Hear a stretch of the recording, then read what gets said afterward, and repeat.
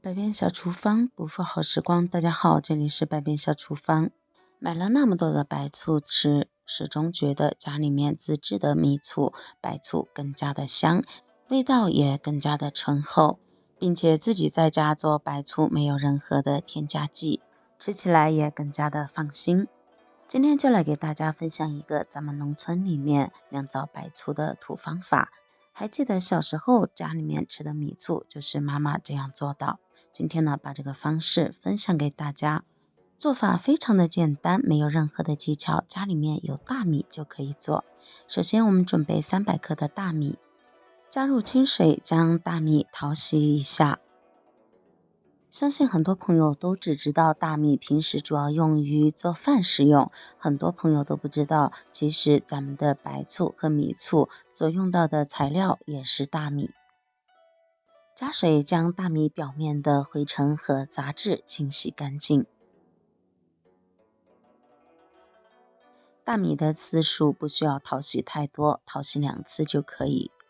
接着将大米控水捞入漏网中，控干水分。先把淘好的大米放在一旁，接着准备一只干净无水无油的大碗，往里面倒入刚烧开的开水。把这个开水先放在一旁晾凉。接下来再准备30克的白糖，白糖的量和大米的量是1:10，因此我们用了300克的大米，这里就一定要用30克的白糖哦。接着把控干水分的大米倒入到锅里面，先开大火把大米表面的水分炒干。我们在炒大米的这个过程中是非常的需要耐心，非常的需要时间的，因此呢，我们一定要耐下性子，慢慢的翻炒，整个过程中都不能停止，一定要不停的翻动。翻炒几分钟后，我们可以发现大米表面的水分已经差不多干了，而这个时候的大米很多都已经贴在了一起，不用担心。那么我们再翻炒一会儿之后，它就会自动散开。当我们把大米炒成这个状态的时候，我们就可以把火调到最小，再来进行不停的翻炒。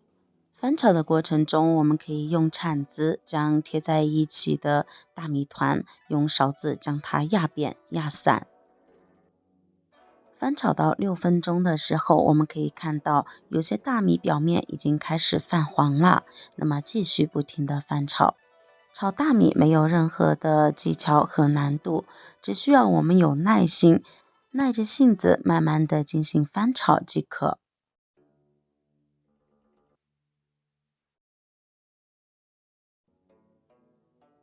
慢慢的，你就会发现锅里面的大米开始发出碰撞声，而且呢，我们站在锅边也能闻到炒大米的香味儿。这个时候，大米的颜色也已经变得非常的深。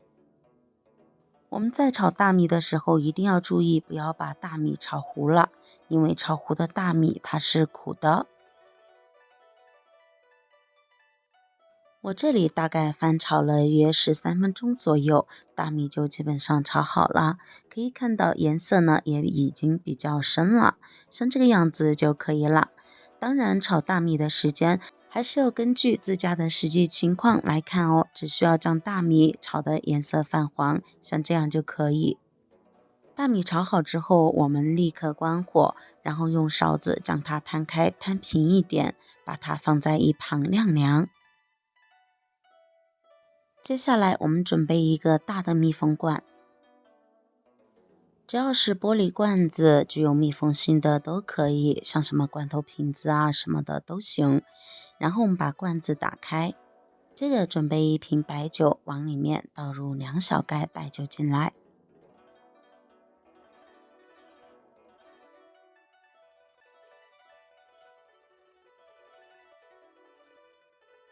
接着盖上盖子，这样来回不停的上下摇晃晃动，晃动约1分钟左右。我们在摇晃的这个过程中呢，力气稍微大一点，一定要让白醋冲击到罐子的每一个角落、每一个地方。这样可以起到一个对罐子进行杀菌的作用。接着把里面的白酒倒掉，先放在一旁晾一会儿。酒的味道挥发的差不多的时候，现在我们将白糖倒进去，再把炒好完全晾凉的米倒进来。这里需要强调一下的是，米一定要完全放凉了才倒进来哦。如果大米没有完全晾凉就倒进了缸子里面进行发酵的话，会影响后期发酵。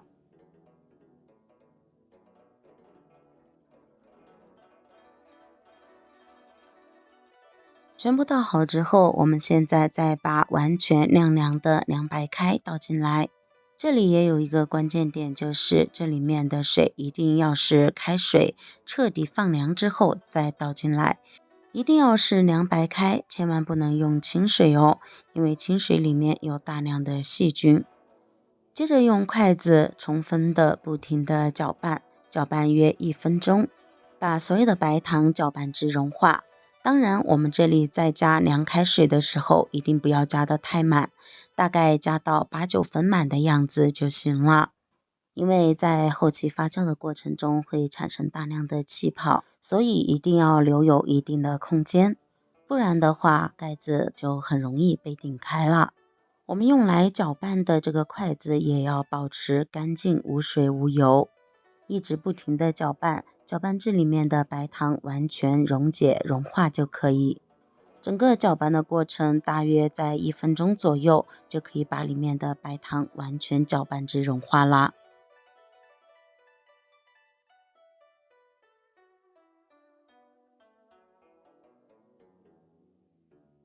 充分的搅拌好之后，现在我们再来给它盖上一层保鲜膜。盖上保鲜膜主要是为了让我们的食材更好的与空气隔绝，让它处于一个更加密封的状态，这样更有利于后期的发酵。